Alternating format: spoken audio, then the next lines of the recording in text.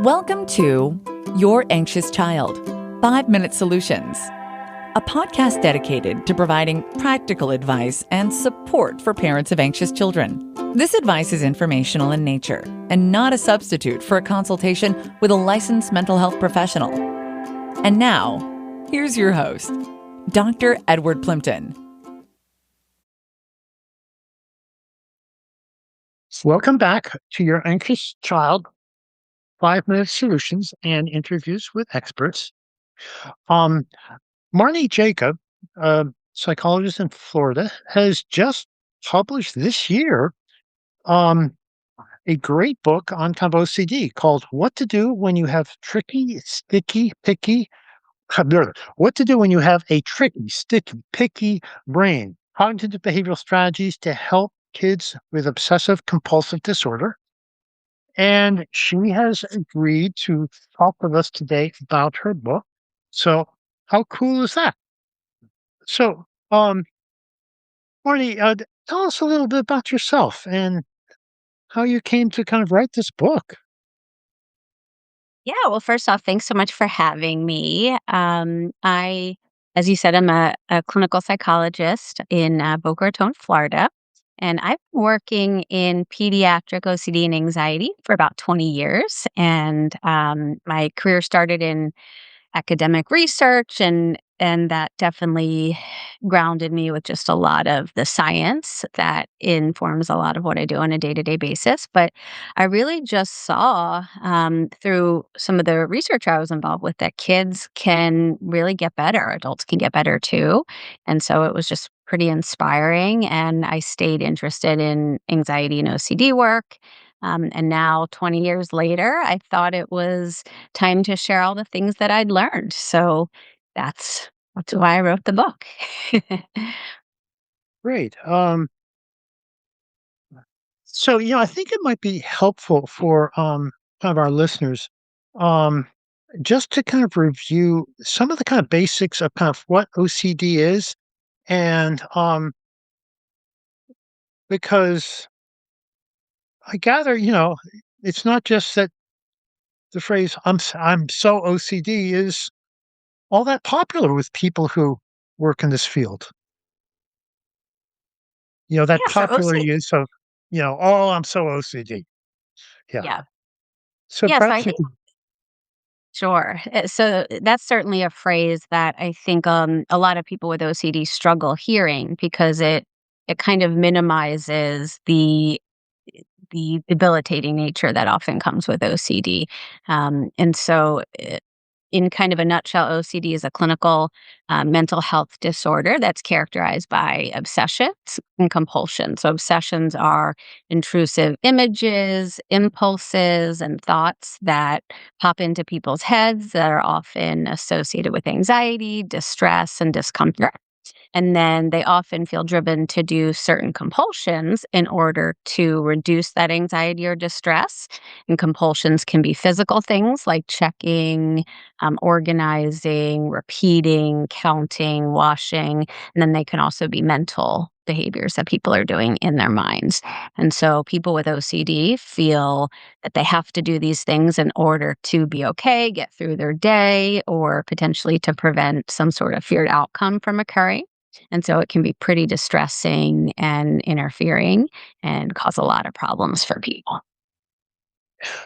so prevalent, with regard to kind of children and adolescents, how prevalent is it?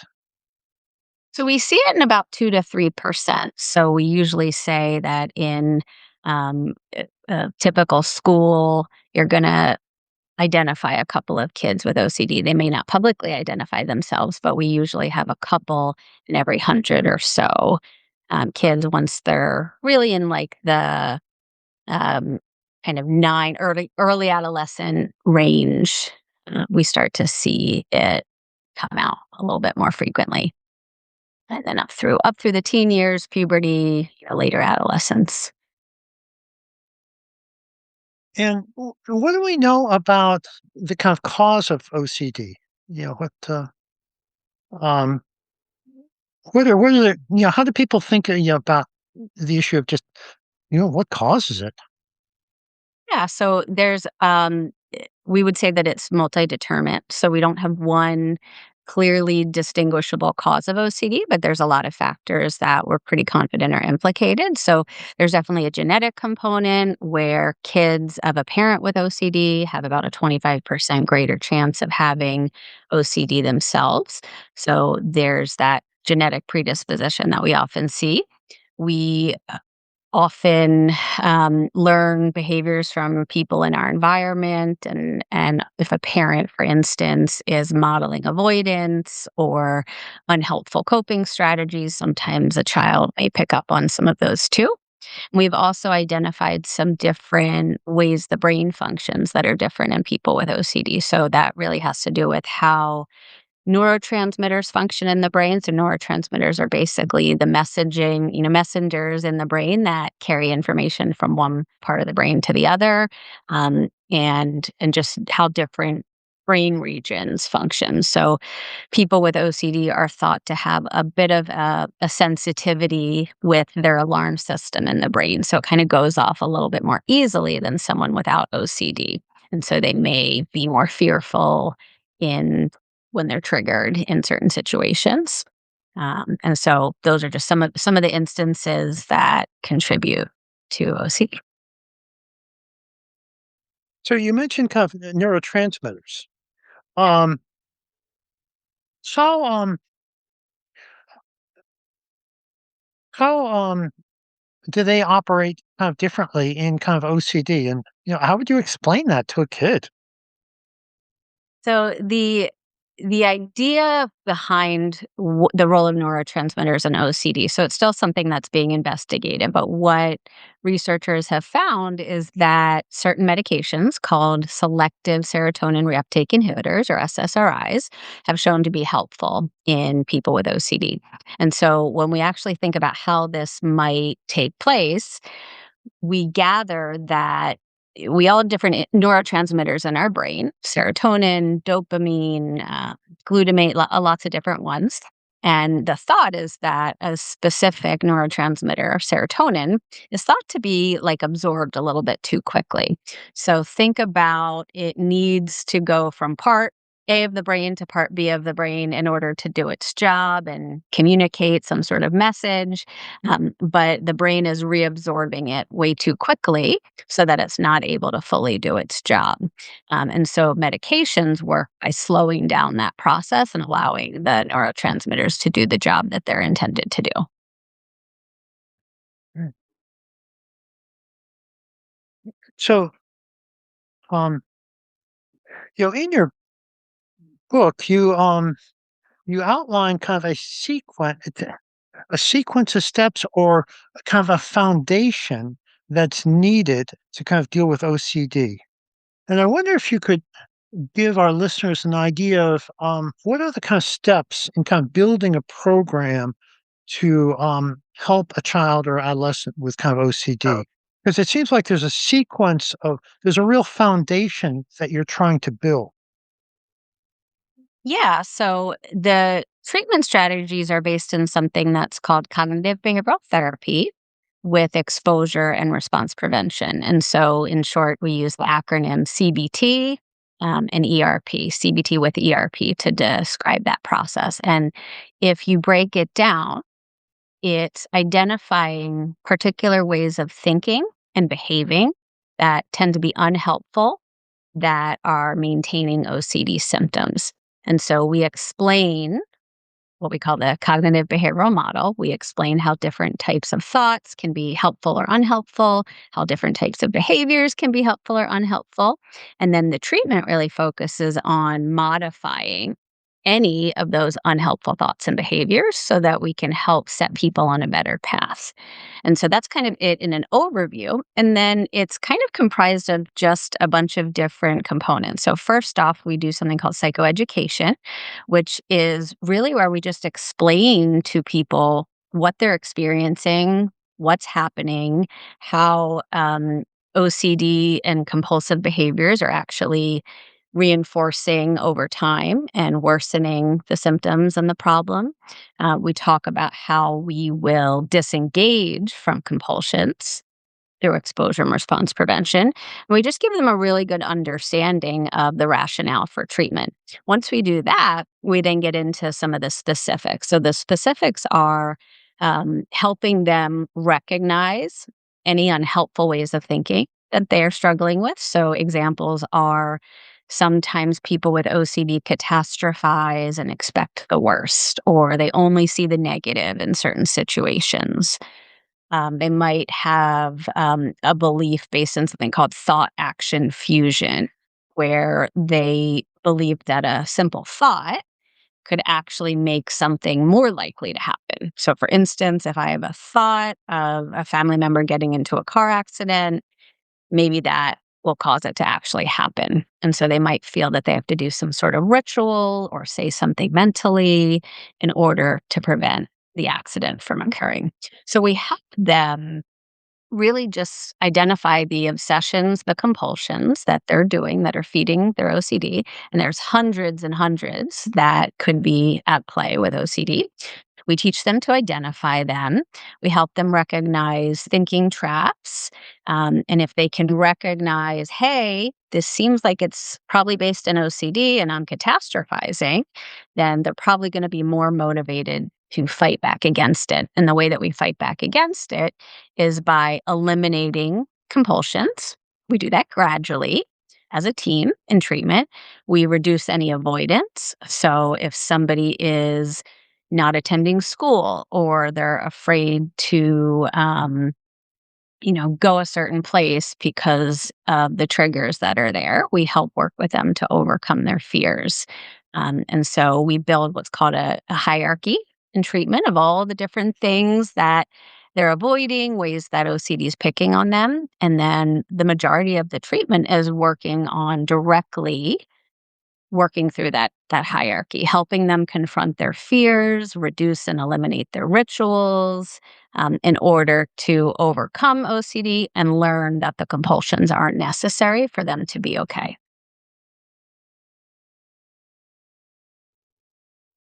When you're so exposures or kind of facing your fears are a central part of the kind of treatment. Yeah. How do you construct kind of exposures so that they are truly kind of learning kind of experiences? How do you construct things? Because I've had people say to me, "Well, my life is a constant exposure." Yeah. Um, and when they say that, obviously they're not getting any better. But "Oh, my life is a constant exposure, and you want me to kind of do this therapeutic activity?" Well, no, thank you, buddy bear. Um, So, what are your thoughts about how you truly kind of make it kind of a learning experience rather than just kind of an experience to white knuckle it through, shall we say? Yeah, so exposures should really be well thought out and designed to help improve people's lives. And so a lot of times when OCD is present, people are avoiding things that they would otherwise want to be able to do. Um, Activities in their day are taking a lot more time than they should take, and they're just really stressed out and overwhelmed. So we built a hierarchy based on what are the things that you would want to be able to do more easily, or what are the things that you would want to be able to do at all if OCD wasn't, problematic. So exposure should be purposeful to help people see that they can function in their lives without significant anxiety and without the rituals that they feel they need to do to be okay. So sometimes it's about creating exposures that help people learn that their fears are unlikely to come true or less likely than they thought. Sometimes exposures are to help people see that they can tolerate things that they think they aren't able to tolerate. And learning occurs through both of those aims, right? So if I'm afraid of a situation and I never face it because I'm so scared, I'm preventing myself from having that learning opportunity that I can do it. So once I do it, the hope is I have like this moment of, oh, wow, that wasn't as bad as I thought it was going to be. My feared outcome didn't occur. I'm okay. Maybe I can do this again. and then you keep doing it, and then you're able to live your life a lot more normally. So exposures shouldn't be random. They should be purposeful with the intent to improve someone's quality of life and reduce any impairment that might come along with OCD. You said exposure should be random? Should not be random. They Oh, should should not be be random. Okay. intentional and well Mm, thought out. Um, so that they make sense. okay. People are not going to be very willing to do exposures if they don't make sense to them. But Mhm. if we say, hey, you used to really enjoy playing basketball, but you've been avoiding that for 2 years because of your OCD, what would it be like to get back to doing that? And then we might make exposures around having them get outside again to play basketball, and then they are ultimately able to enjoy it again. So it's really just getting back to living a life that's not controlled by OCD. Many people who have written about OCD have also talked that kind of doing this exposure ERP work is kind of hard work.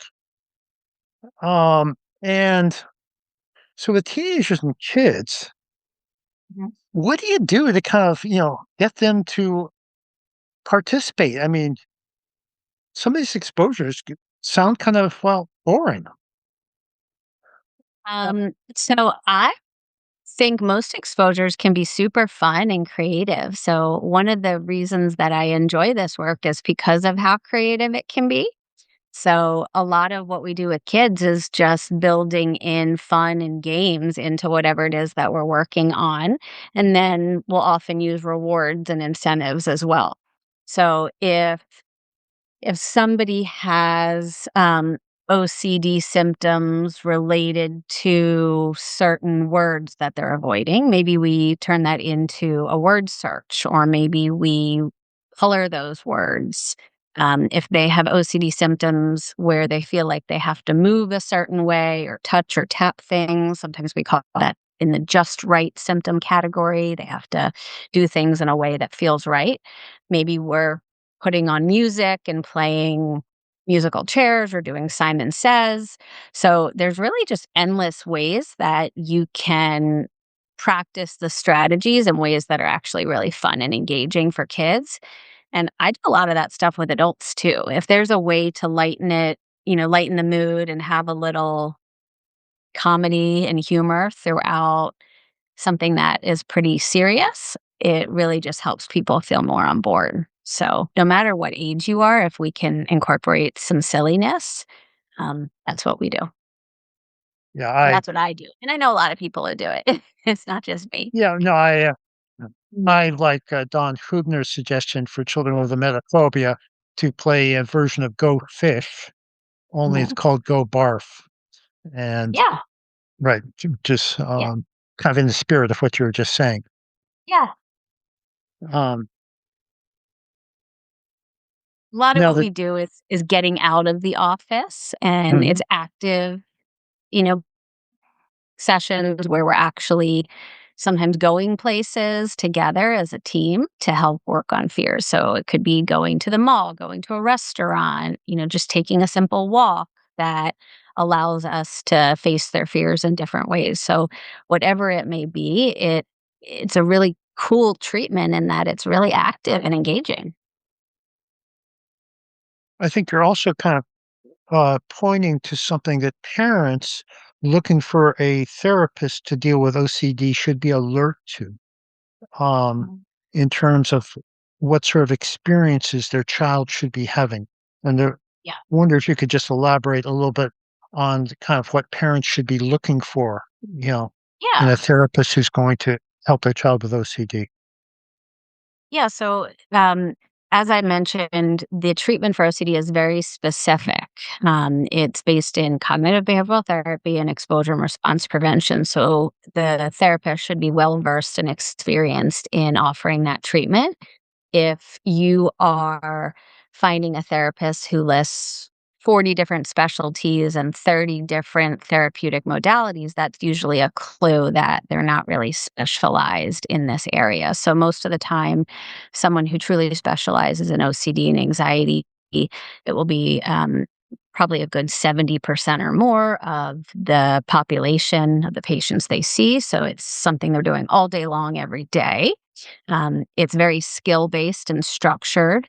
It tends to be more of a short term than long term treatment. So most of the treatment studies are approximately around 12 to 15 sessions in order to see clinically significant progress. So that's within a matter of 3 or 4 months, you should see clinically significant progress, and progress well sooner than that. Within the first month, you should see some improvement. So as I said, skill based. There should be a strong parent component as well. So OCD tends to really impact the family. So if there's rituals, avoidance, oftentimes parents or caregivers are involved. So that could be by helping a child avoid something, giving them reassurance, participating in rituals, and parents need to know how to better support the kids when they're home. And so there are a lot of sessions that are really just family based. Parents, kids are attending and participating in entirety. So if we're doing exposures, the caregivers are observing that so they know how to replicate it at home. They're seeing how I interact with the child so then they can, again, replicate the same types of things at home. If there's instances where it's helpful to meet with a child individually, which is certainly okay, it is still helpful to give parents guidance on how they can best support at home. But about 90% or more of families of someone with OCD have other family members that are involved in some way. So they need tools to know what to do and also to best encourage and support the child, because a lot of parents who are well intentioned unfortunately do things that are counterproductive for a child with OCD. So if your kid is asking, you know, am I going to get cancer? And the parent keeps giving them reassurance that they're not, that's actually feeding into the OCD. And so we go over all these different ways that parents are involved. And then, as part of that hierarchy that we build in treatment, we actually incorporate reducing how much the parents are involved in OCD too as a goal. So, Yeah, it's a yeah. little counterintuitive for parents because what parents do best is when there's distress, you provide kind of comfort and reassurance. And this is really a whole new ballgame. So it is counterintuitive for parents, but it also makes perfect sense, right? Because what Mhm. if we think about what kids learn when a parent helps them escape a situation, the kid learns, "Phew, I'm okay because I avoided it." The child doesn't learn that they're capable of facing it or handling it or, tackling something that feels hard. And so the goal of treatment is helping encourage kids to do these things that are ultimately going to improve their lives and their families' lives. So most parents really just want to know what they can do to help their kids. And Mhm. so while it may seem a little counterintuitive, I think they're really pleased to get clear guidance on how they can help, because that's usually what they want, right? Is for their kids to be happy and healthy. And so most of them are pretty grateful to actually have a skill set that they can fall back on to use, because other than that, they're kinda just guessing, you know? Yeah, actually, I've found that addressing the reassurance seeking kind of early in treatment is one of the quickest ways to make kind of progress, with a child, for myself. Yeah. Now, the title of your book is Tricky, Dicky, and Picky. And I wonder if you could kind of kind of describe in what way is OCD tricky? So this is a great question, and rather than butchering it, I'm actually just gonna read the 3 lines, because I think that that is gonna be even more clear to people. Um, so I came up with this title. I came up with it a while ago, but I just didn't get to write the book for a bit. But there's a lot of aspects about OCD that make it tricky, sticky, and picky. So I wrote it's tricky in that OCD tries to convince or trick people into believing that certain things are true when they aren't. So that's referencing the fact that OCD lies. It's manipulative. It's sneaky.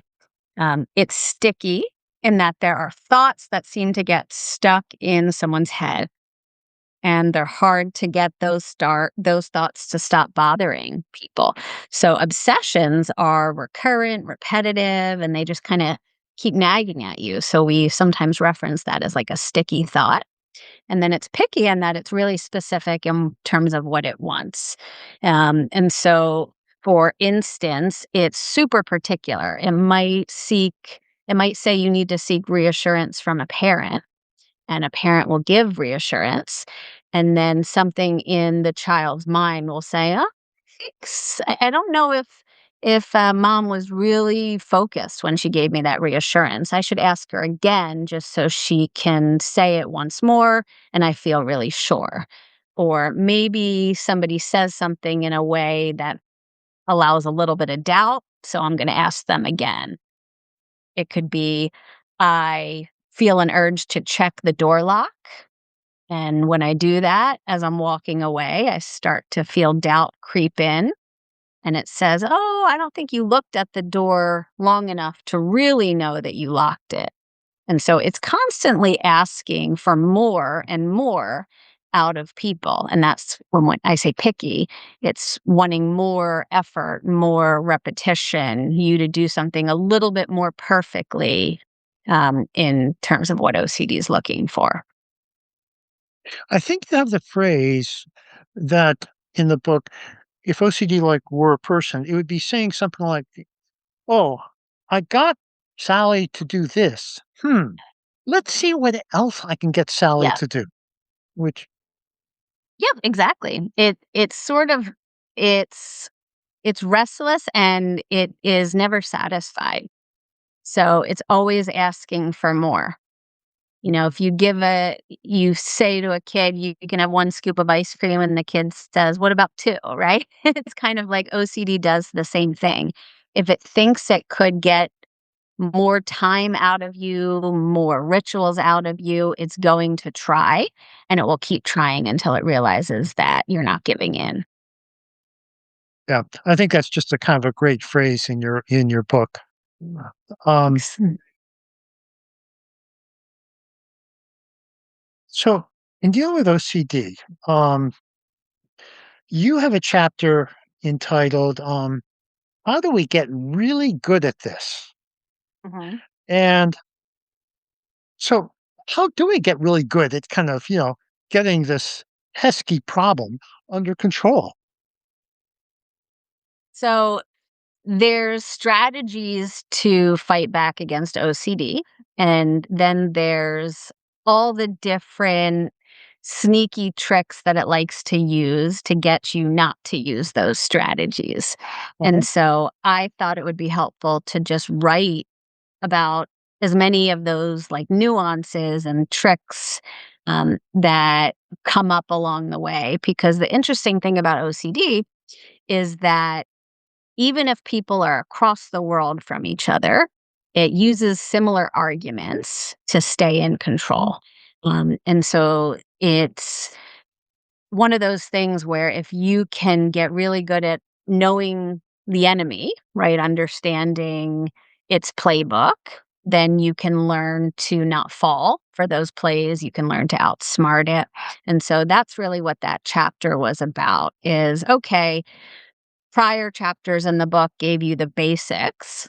Let me talk about all the different ways that OCD is still going to try to, deter you from gaining control.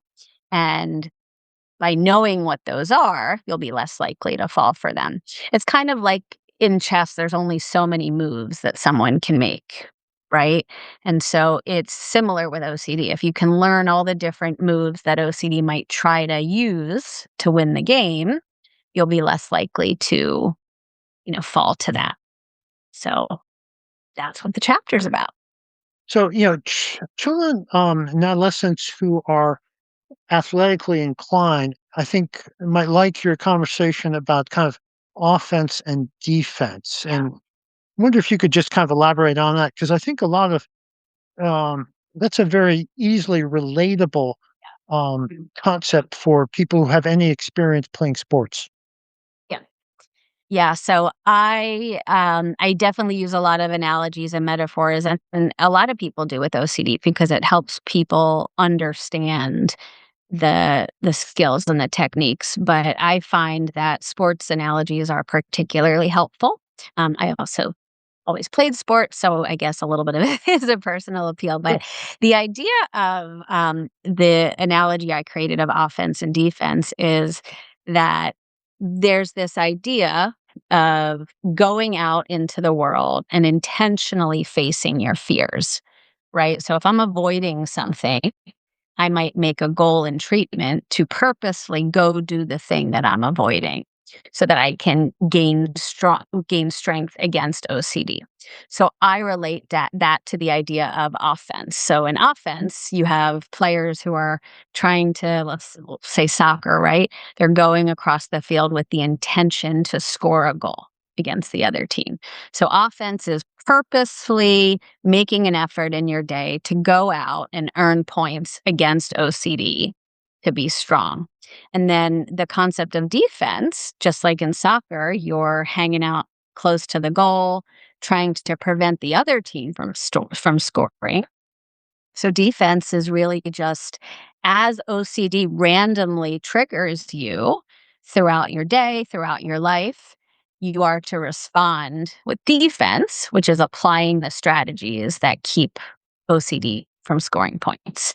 So if you think of it as like a game, we want you as a person to win more points than the OCD. And so if you're playing really good offense and really good defense, there's a heck of a greater chance that you're going to have a much stronger lead against OCD. Some people don't love the idea of going out intentionally and doing exposures to earn points against OCD, but it's really important to help you get that lead and build mastery with the skills that we're talking about. If you're doing exposures purposefully, then there's situations that are somewhat within your control, right? And planned, and with that, it just really allows people to build confidence. And then when it comes up naturally, as part of just normal everyday triggers, they're better equipped to fight back. You make a point in kind of your workbook that I think, just merits kind of emphasis and perhaps a little elaboration that Right. and you use the phrase exposure is really has to do with response prevention. It's now what if you could just kind of elaborate a little bit more on that? It's not just being in front of the feared object or Yeah. but it's actually not doing something. And I wonder if Yeah. you could So just the crux of exposure and response prevention is a lot of people with OCD feel that if they feel triggered, let's say they get a worry thought in their head, they feel that they need to do some sort of a compulsion in order to feel better. So the response prevention piece is not doing that behavior that they feel that they have to do. By not doing that behavior, it helps break the OCD cycle. OCD tells people, hey, you have this bad thought. The only way to prevent something bad from occurring is to do this ritual. That's a lie. The only way that people will know that that's a lie is if they resist the ritual and then see what happens. If they do that, then they learn, aha, these rituals aren't actually necessary, so I can drop them. And then all of a sudden they have a lot more time and a lot less stress because they're not so afraid or distressed anymore. So that the real crux of treatment is helping people live their lives, which is kind of exposure is just living your life. But without doing these rituals that maintain OCD that aren't necessary, that are time consuming and distressing. One of the things I liked about your book is that you you have a chapter with a number of kind of illustrations of the different ways it can kind of show up, Yeah. which I think is very valuable because often people really feel that their situation is terribly unique, Yeah. and I often say, well, if I haven't heard this before, I promise you I'll get on the floor and wiggle like an alligator. Um, Mhm. so, Yeah. So it was really important to me that one of my main goals in this book was that I was as comprehensive as possible in reviewing a broad spectrum of different symptoms and presentations that we often see in OCD. So, lay people often have a stereotypical understanding of OCD, organizing, cleaning, washing. And it's so much more than that. There's intrusive taboo thoughts, symptoms tied to disgust, existential thoughts. There's concerns that you could take on characteristics or traits of someone else. We call that emotional contamination. There's excessive fears related to relationships and concerns about causing harm to oneself or others, sexual thoughts. And all of these are distressing and ego dystonic. So they're not in line with the person and their true values, but they can be incredibly disruptive and distressing. And so I felt that it was really important to have a resource that did a pretty thorough job at listing out well, all the different symptoms that exist and then also incorporating them into various case examples, which in this book are characters. So examples are magical thinking Mila and taboo Timmy or taboo thought Timmy and just right Juan and metaphobic Esther. And so the idea here was that kids could relate to the characters and see themselves in the book. A lot of the books that are out there only discuss a very small amount of symptom presentations that we see. And a lot of kids aren't reading about their symptoms in books. So I really wanted to include as much as I could. And I'm hoping I achieved that, and a lot of kids will feel less alone by reading it. um, yeah, I thought it was very helpful. Much as I love and frequently show the movie Unstuck, which I'm sure you know about. Often children will kind of say, "Well, that's not me," Yeah. because it doesn't exactly match, and you never are going to exactly match it. But I think having a broader, selection, which obviously you couldn't do in a movie, um, but you can do in a book, is helpful. And I think a Uh, lot of people I aren't even aware of that spectrum of OCD. So by reading this, I'm sure some people will say, "Oh, hey, I didn't realize that that's something that other people struggle with too." And so it can really help with recognition, earlier identification, and then also for clinicians too. So, although I wrote this book geared towards children and teens, I think just having such a comprehensive listing of different symptoms can be helpful for clinicians to have that in their wheelhouse when they're working with these patients. well, actually, in terms of kind of the treatment of children, often the most useful kind of books are for clinicians are actually books like this, because with children, the um, 90% of the kind of work in a manner of speaking is how do you put things in child friendly language? Yeah. And so it's very helpful to kind of have someone like you who spent some time really thinking of how do we put it into child-friendly language?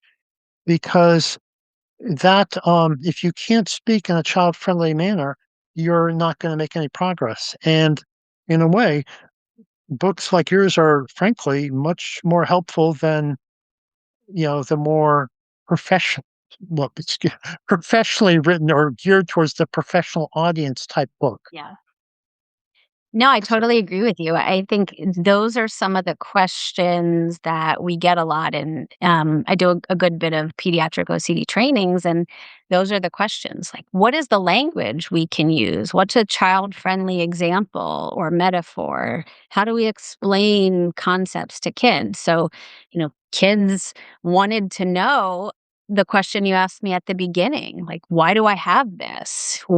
Like, where did this come from? And I was getting a lot of the same questions from kids who were really just interested in better understanding what they were struggling with. So I definitely wrote it in a way that it can easily be used in conjunction with treatment, with worksheets and exercises that therapists can just kind of copy and print out and use along with their sessions as a guide to help explain things. There's, the diagrams, there's homework activities that can be done. So I really hope it will be beneficial in that regard.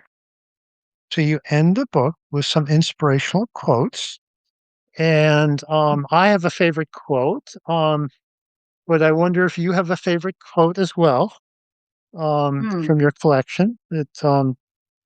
Maybe I'll let you go first. Yeah. But Well, yeah, I think a lot of this work, it's important for people to have a sense of hope and empowerment that mhm, they can get this under control, because a lot of times when people have struggled and maybe they feel different or not understood, they don't feel hopeful, then they don't feel confident. So there's just lots of quotes over the history of so I guess my adult life that I've liked and I thought a lot were relevant. So yeah, the last chapter is just a series of quotes. But yeah, you go first yeah. and tell me what you Well, like and I'll see.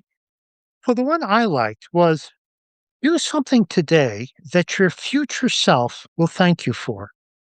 And I like that because one, the task for a lot of children and how we need to kind of help them is helping them make kind of connections between their experience in terms of what happened and remembering that in the future.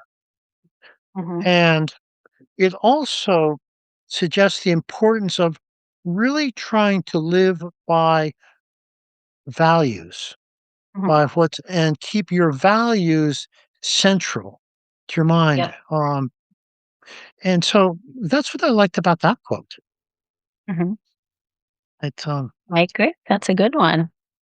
This is a hard decision for me because I already had to cut a couple in order to um so I might say I'm gonna go with this one. I have one by Wayne Gretzky. You miss 100% of the shots you don't take. And I think that speaks to this idea that you gotta try in order to see that you can do it. And a lot of people are scared or anxious or they think it's gonna be too hard, so they don't try. And then they stay suffering and in pain for a while. But this book reflects treatment strategies that are very effective, that are incredibly tolerable, um, and collaborative and engaging. So it just speaks to that idea that you got to make a change, you got to take the shot and do it if you want to get on the other side. So, fantastic. So we're about out of time. I wonder, how can people find your book and learn more about you? sure. So, my book is available on Amazon.com, anywhere you buy books. It's available directly from the publisher, which is Pessy Publishing. There So, yeah, best would be to just go to one of those places. You could just do a Google search, and I'm sure it will come up It's in the with show notes. Sure.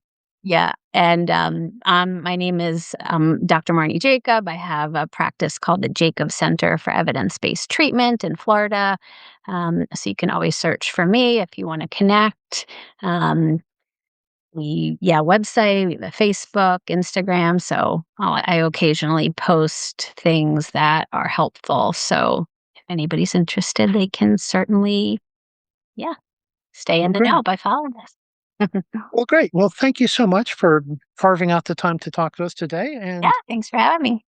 It was fun. yeah, Thank you for listening to Your Anxious Child. Please leave us a rating and review in iTunes to help us get the word out. If you'd like to learn more and find additional resources, visit us at edwardplimpton.com.